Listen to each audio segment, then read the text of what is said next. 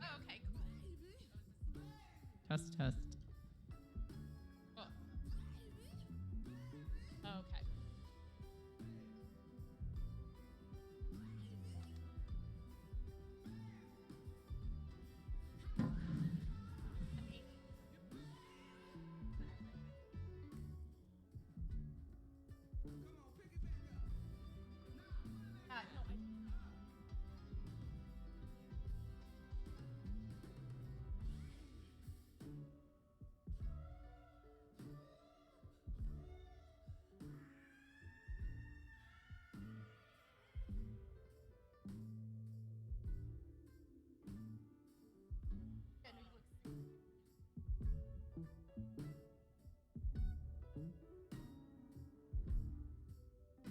Hello.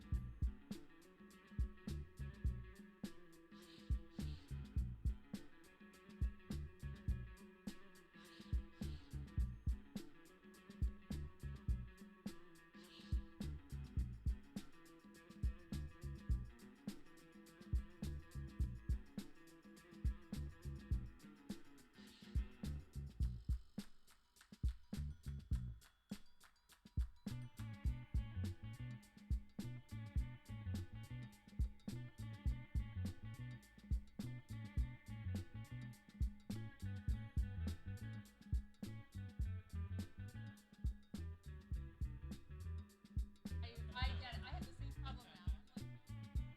I'm like, I want to give it.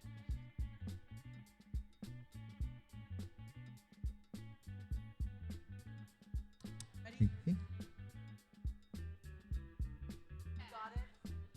Got it. Yeah, great.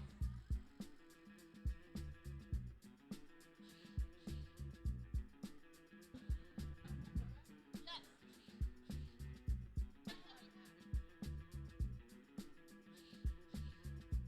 I'm gonna be 5'7", like 5'6". Mine. Hey. I felt my camera's on my way. Oh yeah. Sure, just in case. But my phone is on right now. Okay, sure. Hey. I just got, hold on. After we take a picture, can we take a picture? Let's,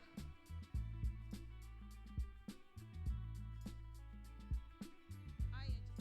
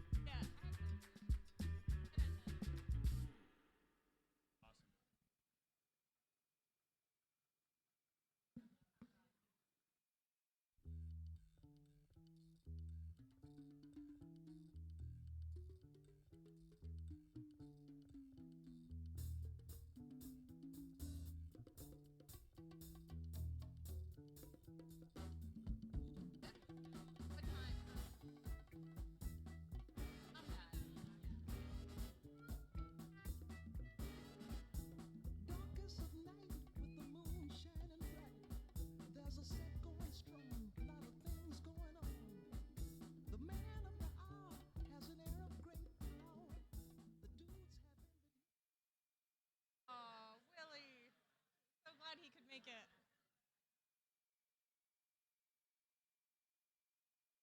I know.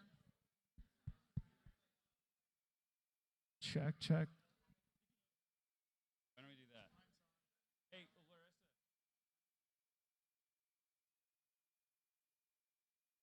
Hello.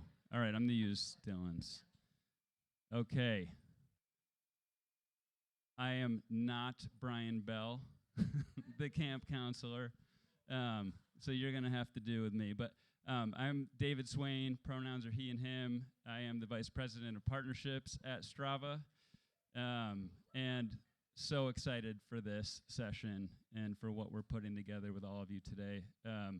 And this session's special coming out of the last one because it's really looking at really how groups form.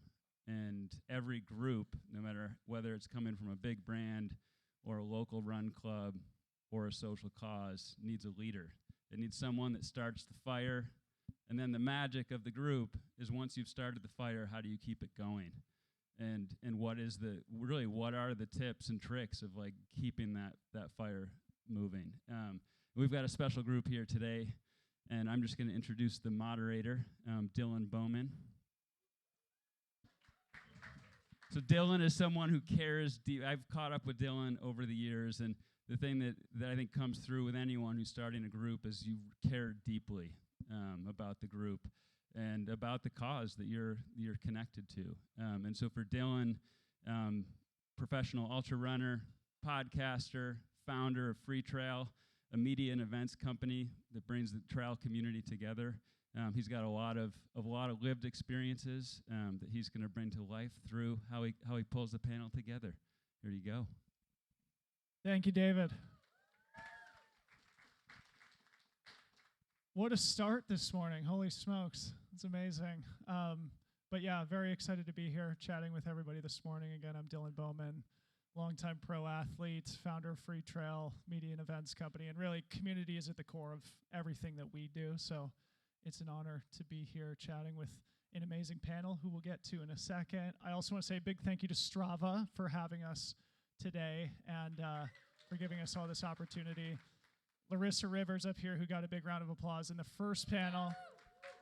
She gave me my first GPS watch like 10 years ago, indoctrinated me into the platform, and here I am moderating a panel now 10 years later. And as we saw this morning, 100 million users on the platform now, but I think a lesser known stat is that 750,000 groups. And I think that's an amazing number, but there's room to grow, and we're going to talk a little bit about that. Today, I think also we know that people are more active when they're together. I think all of us as a room full of athletes can identify with that we feel more inspired, more motivated to suffer when we share that suffering with other people. And that's been reflected, I think, in the stats on the Strava platform and the year-end analysis from last year. So we'll talk about all that stuff here today. I think we've got about 45 minutes. My thought was we'd wrap out for 30 or 35 and then open it up for questions from the audience if you guys have any for our esteemed panel here. But I want to just get started like the first panel did with just some quick introductions. So I'm going to allow you all to tell your own story. Maybe, Amy, we can start with you. Who you are, what you do, how you bring people together in your sport. Right. Thank you. I am really honored to be here and among this great group of leaders here. So thank you. And thank you, Larissa, for having me. I'm Amy Charity. I'm the co-founder and owner of SBT Gravel, gravel cycling race in Steamboat Springs. So I have this amazing day job of getting to pull people together and create great experiences on bikes, which is an absolute dream, and have an incredible team to work with as well. The background from that, I had a very untraditional path, went through kind of finance and corporate life, which took me from college until my early 30s, and then discovered bike racing. Left that world, which I'm really happy is what happened, and was able to race really all over the world on the road, and now back to trying to give back all of the people who supported me throughout that career and bring people to enjoy that love and passion for cycling and steamboat. My name is Maria Solis-Velez. there. I identify as she, her, and also Afro-Latina. And my organization is Latinos Run and Latinas Run. I have two national organizations, chapters. We service over 35,000 runners nationally. I want to thank you guys for thank you, Strava, for having us here, and also thank you to two leaders that came from Chicago today that are in the house.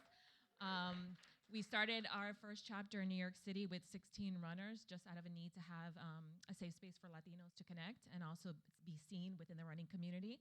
And like I said, now we have over 70 chapters servicing all across the world, and excited about what we do and looking forward to expanding more and meeting some of you. Hi, my name is Brooke Gowdy, and I am the co-leader of Black Girls Do Bike Denver. I am here because Monica Garrison stepped back and allowed me the opportunity to take her place and have this experience. And so thank you, Strava, for honoring that and allowing me to be here. Black Girls Do Bike is an organization that really wants to introduce the joy of cycling to women of color. That is their goal.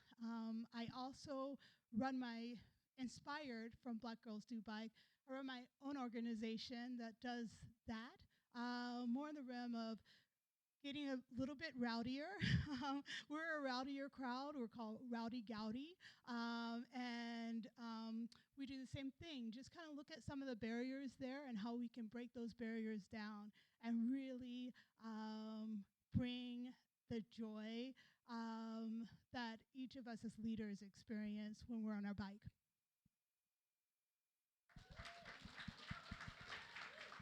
I'm so sorry, I forgot to say my pronouns, so that's important to me. So she, her pronouns. Thank you. Hi everyone, my name's Andrew Longley. So I'm the digital director at L'Ecole. I basically run the e-commerce business, all the digital marketing teams, and our marketplace business.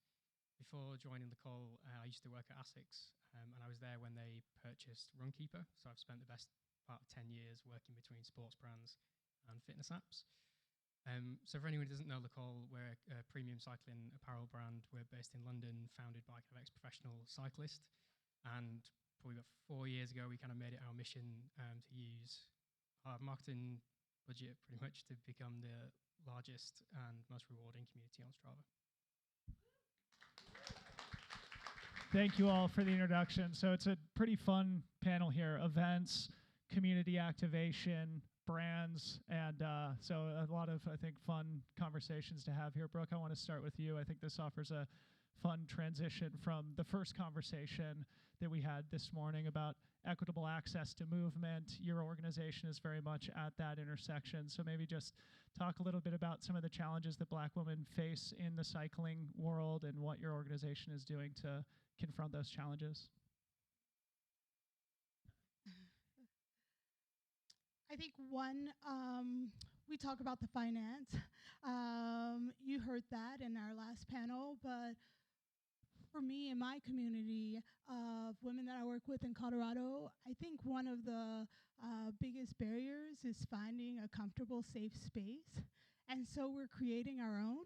We're creating affinity spaces where Black women can get together and go for a ride and be free from those microaggressions that happen maybe on other rides, where you derive a bit of joy from being next to someone who has a very similar lived experience as you, and so you can comfortably go in and out of those conversations about that experience with a bit more comfort. And yeah, I just thought that panel today was just so incredible. Even during the times where I felt a bit uncomfortable, I was really still trying to lean in and, you know, figure out where my part is in all of this. Yeah, very impressive group of people with some very impressive things to say. Maria, maybe an opportunity to talk about the origin story of your organization, Latinos Run and Latinas Run. You've said it's grown massively over the last several years. So what was the original insight that made you feel like you wanted to start this community, and talk a little bit about that founding insight. So I actually used to live by Central Park, and I would go every year, just walk and see the runners. But I would see the first runners that would compete, and I never really saw anybody that looked like me. And I, just happened to have my sister say, "Let's go do a race one day." And I called a friend, and I said, "Oh, I did a 5K." Back then, when you start, 5Ks are like big. And he says, "Well, I'm doing a 100-mile race." I'm like, "Oh, Jesus, I'm just starting off." So he said, "Well, they have the marathon in New York City, so you got to do the marathon. You got to do the 9+1 program." So I said, "Okay, I'm going to sign up for the 9+1 program." And the first race I did was the Pride Run. And I go, "Wow, this is exciting." Look at, they have, a party. The first race I went to was like the biggest fiesta of running. And it was exciting. And I said, "Oh, I got to find a group that I can connect with." And I couldn't find anyone. I kept going up to people, "Do you know any Latino runners?" The answer was no, like Latino groups. And the answer was no. So I just went to Google and I typed in Latino running clubs in New York City. And GoDaddy said, "Do you want to buy a site called Latinos Run for $6.99? So I said, "Well, that sounds great. $6.99 for a website." So I said, "You know what? I'm going to do it." I would go up to friends, just say, do you want to start a Latino run club?" And I got a lot of people who said, "Latinos don't run. Latinos are fat. They don't run." I was like, "What? This is not true. My Latino friend runs 100-mile races. I know this is not true." So I held on to that with the hope of creating a space for Latinos to have, more visibility in this running space. And I started doing education about it and realizing that we only represent 5% of people at those, amateur races. And so I just, held on to it until one day I just really needed to do something different in my life. Had lost my job, sitting in a new apartment, and it's literally the first day at a new apartment. I said, "What am I going to do with my life?" And I said, "I'm going to start Latinos Run." Called a friend and said, "Help me start this club," and that's it. 16 people showed up to my first run, and now we're just all over. So that's how it started. GoDaddy. That's it. GoDaddy. Always fun to shop for domain names. Andy, let's go over to you. I think Nicole is a really interesting case study of how brands can use Strava as a platform. You mentioned it, but just to reemphasize it, Nicole has the largest community on the Strava platform, except for Strava itself, 680,000+ followers compared to maybe 62,000 on Instagram. So it felt like a pretty brilliant strategy from a business perspective to identify Strava as being the platform you wanted to utilize to connect with your community. Can you talk about that strategy and what it's meant for the business? Yeah, it was definitely a very kind of deliberate strategy when we were first starting out. I think there's probably 3 main reasons I can share of why we went down the Strava route versus kind of traditional media. The first one, we were kind of 10 people, small office. All of us loved Strava. We all used it. Everyone we knew used it, and we knew kind of our target customer, cycling enthusiasts, serious cyclists, were on the platform. So it was a bit of a no-brainer from that sense of a good cultural fit, and we knew our customers were there. I think secondly, it's the hundreds or thousands of brands that are not on Strava that are on every other platform that are out there. So if you're a small brand with limited budget starting out, a lot less crowded, a lot less competition, and I think we felt like we could cut through more than we could on other platforms. And thirdly, I don't really have proof of this from like a scientific test, but I think you look at Facebook and Instagram and YouTube and other platforms, they pre-qualify people based on their digital activity and their interests. And I think we believe that there's no bigger pre-qualifier for whether you're in the market for sportswear than if you're actually active kind of that week or that day. I think my dad's a really good example where he'll read pretty much everything on cycling, he'll watch every race, but he's not been on the bike in 2 years, so he's not going to be buying bib shorts anytime soon. So we felt like that gave us kind of a really good pre-qualifier that other platforms didn't. Brilliant. Amy, you're a former pro athlete, now organize one of the most popular gravel races in the country. Maybe talk about how community has evolved from you, from leaning on training partners in your professional days to now being a race organizer. How has that evolved over time? Yeah, it's interesting to think of what Strava was as a pro athlete in years ago. I think the common theme of motivating and inspiring and elevating has always been there, but I do remember the most distinguishing point of Strava was back when I was kind of an aspiring pro. I think I had just catted up, and I hired a coach, and he said, "I think you're pretty good." And there's this famous climb in Boulder, Flagstaff. I know a lot of you do this often. And he said, there's this girl, Evelyn Stevens, that has a killer time on Flagstaff. I think you can take it. And so I was like, oh, wow, what, like, I don't know. And he's like, I'm going to pace you up there. We'll see. But if you can kind of get there, maybe you've got a shot at being a pro. This is your test. So I do this agonizing ride where I won't even discuss. I mean, I think I died 100 times, got to the top, like lost all bodily functions. Like it was not pretty. And I didn't beat it. I was like 2 seconds behind. But I know, I wish I had a better ending to that story, but that's the truth. But it really gave me this inspiration of kind of, whoa, I'm in the game, I'm in the ballpark, and that to me was my very first Strava experience, and now it has evolved to such a different place. Now it is not about QOMs or KOMs. Strava for me is bringing groups of people together, and something that we've really tried to do with SBT Gravel.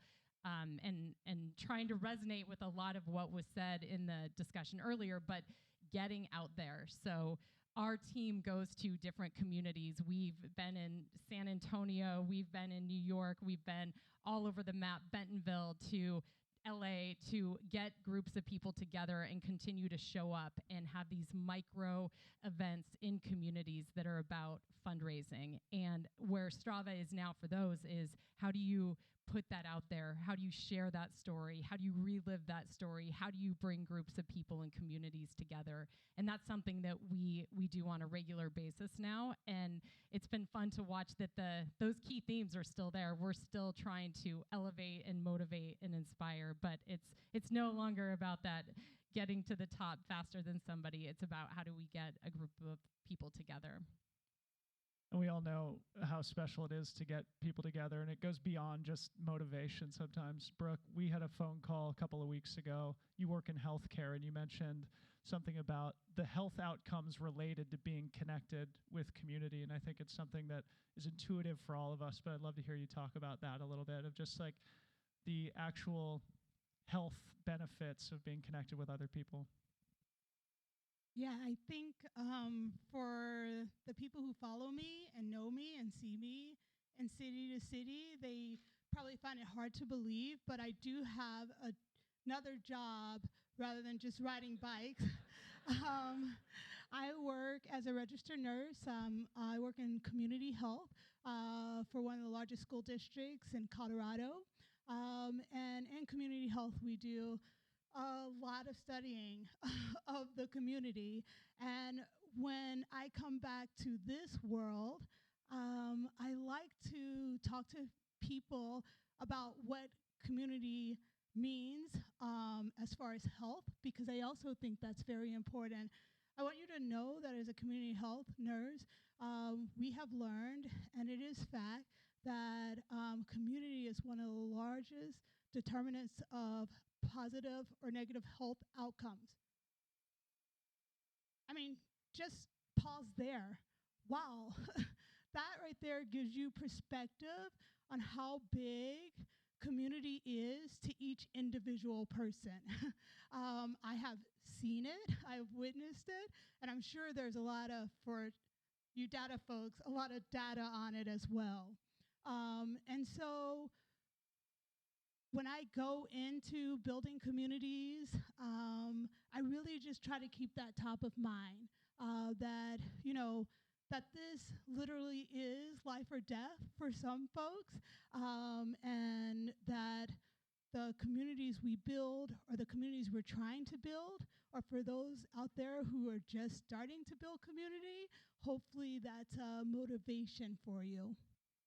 Amazing. And as we build and grow community, Maria, I think this would be a great thing for you to talk about. You mentioned that the first run that you organized was 16 people. Now there's 26,000 members nationwide, more than that. So I think it's a great opportunity to talk about, you know, as David said, it's not just about starting the group, but it's about keeping that fire going. And I think you may be able to offer insights about scaling community and empowering new leaders. Like, your friends in the audience here. Can you talk about how you're able to identify people, give them the resources they need, and grow the community effectively? Absolutely. I think with scaling a community, it's really about identifying a person that you know will help build that community. We do, just checks on everybody. First, we have to do an interview. Then we do a second interview. It's not a simple process. It's a long process. Sometimes it could take weeks. Sometimes it could take months to find the right person, because we want somebody who can connect with the community, that has great energy, who can create a safe space, who can help guide a community, and then we build upon that. So that's creating leaders. That's in creating assistant ambassadors, run coordinators who are people who are certified coaches. That's creating volunteers, which could sometimes be a grandmother. That helps build community, and also bringing pacers to make sure that nobody's left behind. One of the first events I did with a run club, I was left behind on a long run, and I was left with like 10 other people, and we didn't know where we were going to go. And I felt like I was on my own. And I want to make sure that we have a safe space where people can come, connect, and we can celebrate our differences. We are so unique in our own ways. And what a runner looked like many years ago, we don't look like that anymore. Runners are very diverse. And I want people to understand that we are an extremely diverse community. We speak many different languages. We look very different. We identify very differently. And we want people to know it's a safe space where you can come, connect, and find inspiration amongst each other. But as far as creating funding for the group, sometimes it's just outreach with race organizers. They help us, bring more people to the space. You go to a race, like I said, we represent 5% of people at amateur races. Probably in trail running, I would say we represent about 1% of runners, which is pretty scary, just thinking about those numbers. So, it's really about creating a space where we can bring more visibility to this sport and make it as equal as the country we live in, as diverse. Andy, back to you. Obviously, you've used Strava as a great platform to build that community, but there's no substitute for getting together, IRL, as they say on the internet now. How do you go to, as somebody who focuses on the digital side of the brand and of the business, how do you guys move from digital to, actually being together on group rides and things like that? Yeah, it's really difficult. I think it's something that we're still kind of working through as a brand. We grew massively in the pandemic, so it wasn't possible to kind of connect with our customers in person, so we're definitely a little bit behind the game. I think we used the Strava challenges a lot to try and get people out and active. So last year we had about 5 million people complete all challenges, which is huge numbers. We did a lot of kind of virtual rides as well, but we've only just started to do kind of actual in-person with someone from Local Ambassador or someone from our community leading the rides. I think one thing I would say is we've been really surprised at how willing the community is to organise and run the events themselves. So we're just a small team in London. We've had events in over 20 countries in the last 12 months, and so many of them people have volunteered to run the day themselves, and it's been it's made it easier from that standpoint. I think one challenge we're also facing is how you justify the scale. So if you have one side of the business where it's digital and you've got 100,000 people doing something, or a virtual ride with 10,000, you organize an event in the US and there's 20 people turn up. We still feel there's value in that, but it's how we use Strava to do the storytelling. And I think some of the changes that we saw this morning could really kind of help us justify those sort of events, and you tell the story back to the wider community. Amazing. Amy, I think you offer an interesting insight into the subcultures that develop in broader sports. So in cycling now, there's you race professionally on the road, but gravel is really this ascendant category within cycling. And of course, you're the race director for SBT Gravel. I wonder if maybe you wanted to share a few words about what makes those two communities unique and distinct, and maybe different ways that you speak to the road cycling crowd versus the gravel crowd. Yeah, it's interesting coming from a road background. I think road cycling for almost all of us in this room can be intimidating. I know it really was for me.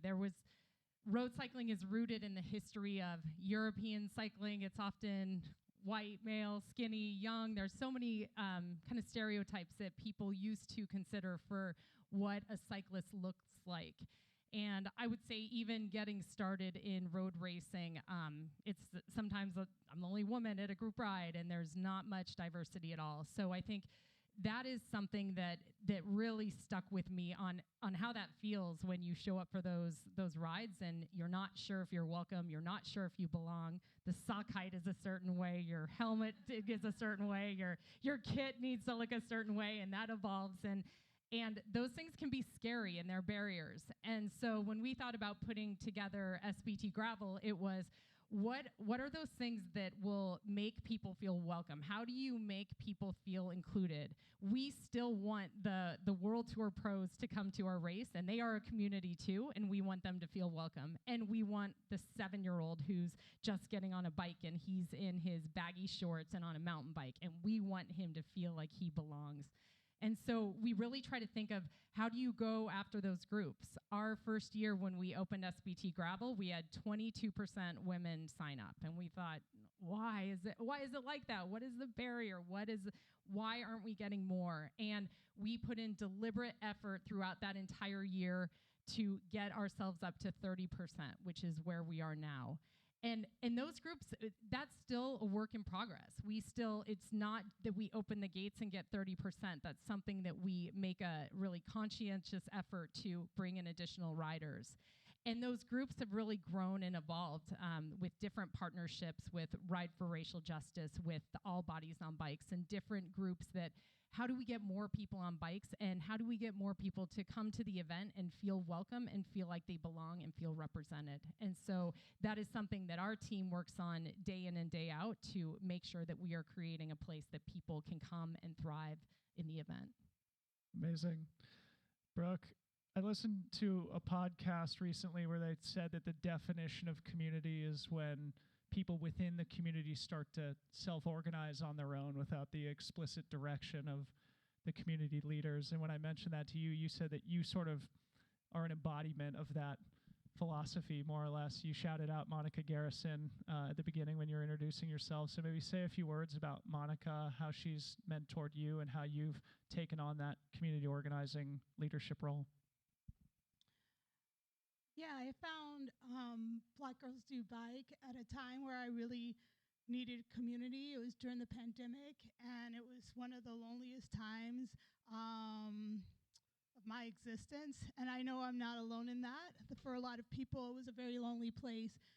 I was so grateful that Monica had created this organization in which women that look like me, with a focus on women who look like me, being able to get on bikes and really just have a great deal of joy.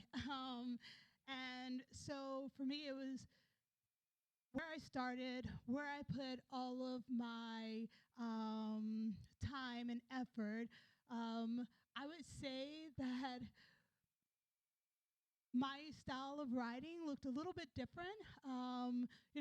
It was mainly road riding, and my bread and butter is mountain biking. That's the type of cycling that's really important to me. And so I used that opportunity to, and with being inspired by Monica, to start my own organization, Rowdy Gowdy, in which we are primarily on dirt, gravel, and mountain biking and bike packing. And I love the way you can start one community and there's these pop-ups of inspiration of other communities forming. It's a really beautiful thing. And I love how in my community that is something that is celebrated. People are willing to move over just a little, or maybe even sometimes like what Monica did today, stand back to let someone else find their potential in this space, because we understand that that only grows our community. And and I'm really excited at the way that Strava has allowed for me as a leader of Rowdy Gowdy, for me to start platforms for other people to do that exact same thing. I mean, during the pandemic, I felt super lonely, and so I started a Strava group. I would say that within a Strava group for Black cyclists, within months, I had 1,000 people. I mean, if you were to look now, I think there's over 2,000 people. People are hungry for community, whether it's right here in your face, or a way for us to virtually be able to interact with one another. And from there, people are able to go back to their communities face to face and be able to spread that joy. Thank you so much, Brooke. Maria, I noticed you use your group Strava platform to organize group activities, like Andy was saying, kind of going from digital to IRL. Maybe a good opportunity to talk about how you use the platform to organize your community, and also if there's anything that digital platforms could do better to help you organize people more effectively. So we host an annual event every year. That's probably the biggest one. It actually started during the pandemic. We didn't have anything to do. I noticed a lot of clubs, especially where I live in New York City, everything shut down. So I needed like a platform to host like monthly challenges and events and virtual runs. So we used Strava. That's how I found it, and started, posting every month, and started working with brands to do like a little bigger events throughout like a 6-month period during 2020. And then I started creating the groups. We started growing. It actually became like faster growing, I guess you can say, during the pandemic, where a lot of things were shut down. We had a platform that allowed us to connect with people who, like, you were saying, they're still hungry. People are still hungry for community. So we were able to use our virtual events and use Strava to connect with other runners. And also learning our community, we understand that a lot of people, there is a language barrier sometimes, and sometimes people don't have access to social media, like Facebook or Instagram. They don't want to be on that, but they will get on that Strava app. They will load those miles. And it took me posting those events to go, oh, there's other people out here? Like, they're putting their pictures up here? Wait a minute, I'm missing a whole, community. When I'm hashtagging stuff and I'm looking for them on Instagram, I don't see those people. I see them also posting on Strava, like completely different people. So I started creating that, and then last year, about a year ago, I would say, I started putting all of the groups on Strava. So every one of our leaders have their Instagram page, and there's a Strava account for every single group. I did create too many, so I kind of got locked out for a little while, and then I had to write to Strava like, "Why'd you lock me out? You're creating too many." So I started getting them all created, and so now they all have access to that information. The Facebook pages all has for people to find their Strava, and you're connecting with people sometimes you don't find through the other platforms. In addition to that, it is a great place, like I said, to get people to sign up to your events. When they're not on that social media, pages, they'll find you through that Strava when you upload an event.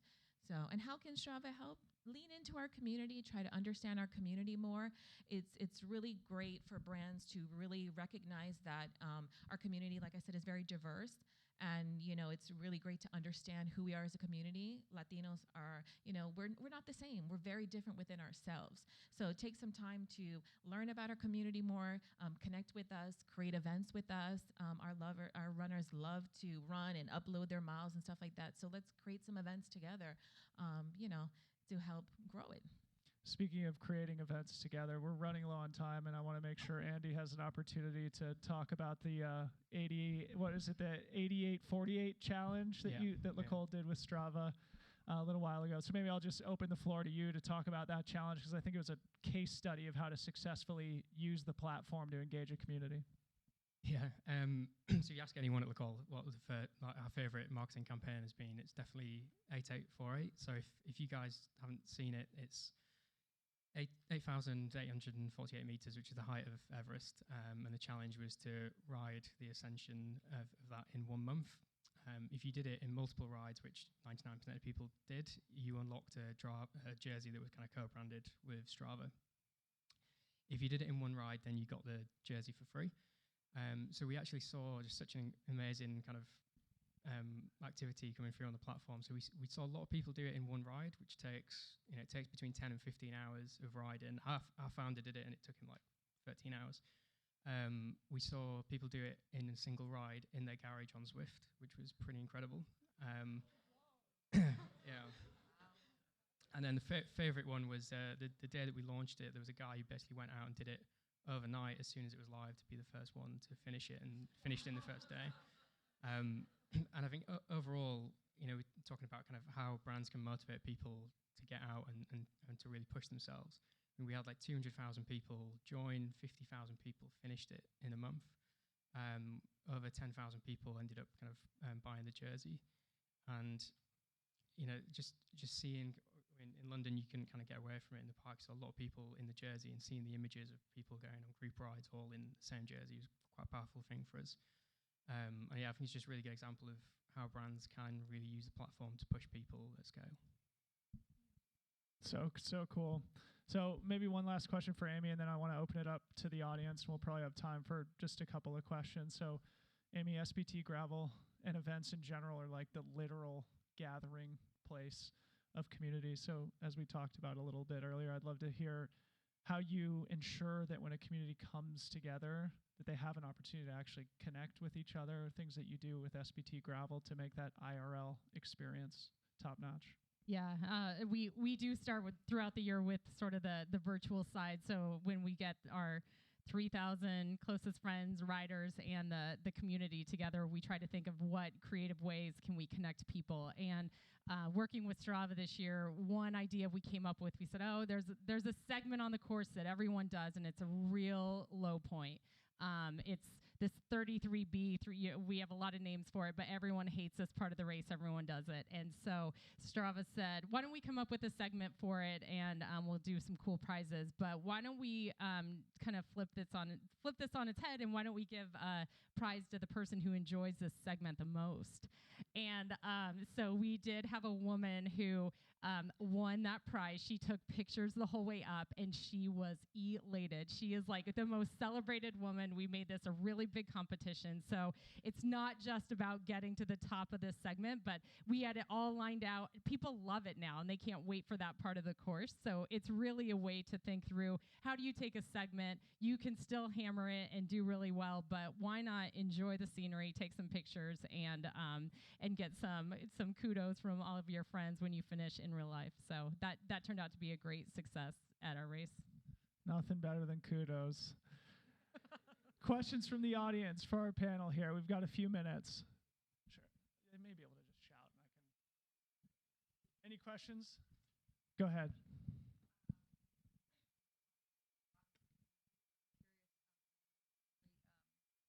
Not doing a challenge.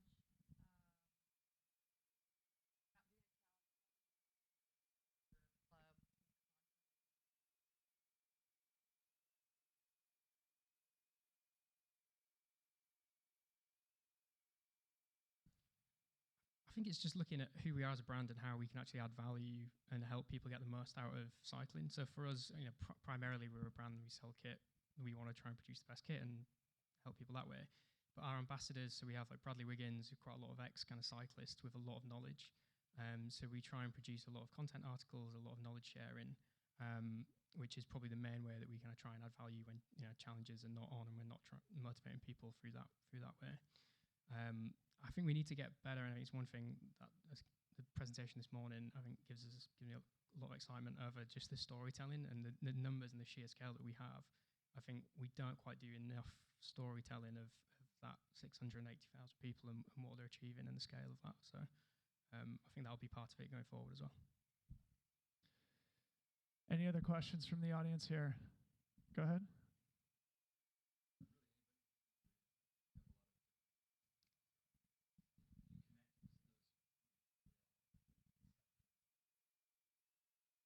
So we do a bunch of events throughout the year, and we make, like, certain events could be like a Latinos Run event, which is our Hispanic Heritage Month.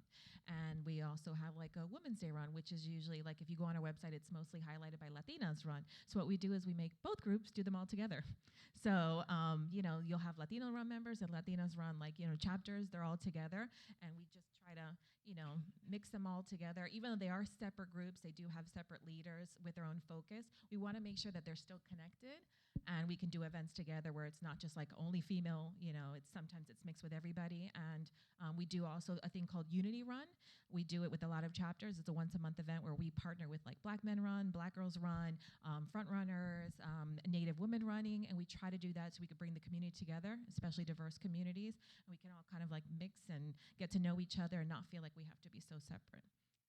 We're up against the clock, so maybe one more here. Sorry for yourself. Latino Run. Were you scared the first time you the first time you scaled your community, because you're sort of giving away a piece of yourself? Like, can you talk us through that? I still am. So I mean, you're putting your business in people's hands, and you don't know what people are going to be like. But you know, the amazing thing is, since the day we started, we pretty much have everybody who helped us lead our organizations. They're still around. They're still helping us. So you know, you just have to have faith in people.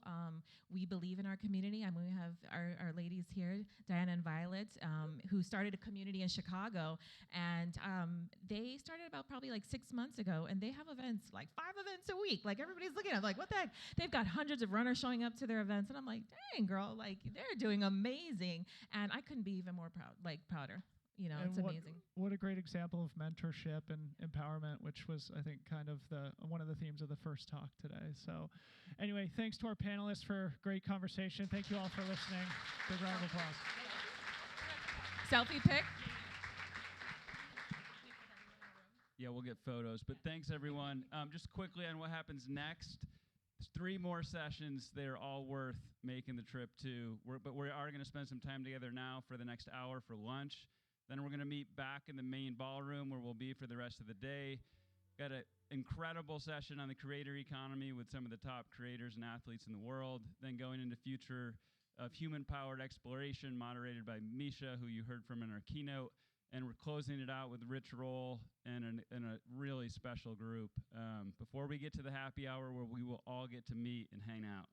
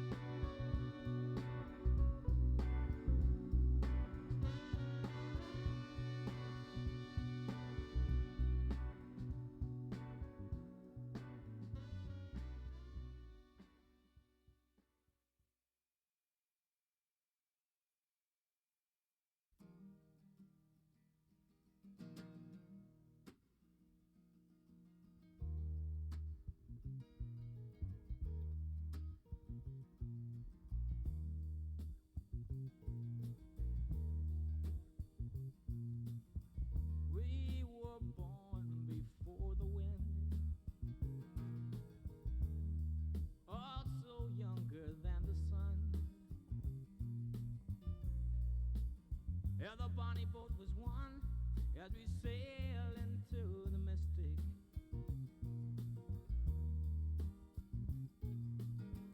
I can now hear the sailors cry, smell the sea and feel the sky. Let your soul and spirit fly into the mystic.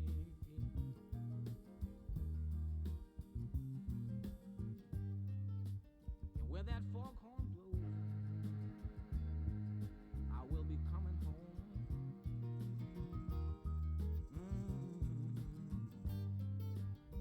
Yeah, when the foghorn blows, I wanna hear it. I don't have to fear it, and I wanna rock your gypsy soul, just like way back in the days of old. And magnificently we will fold into the mystic.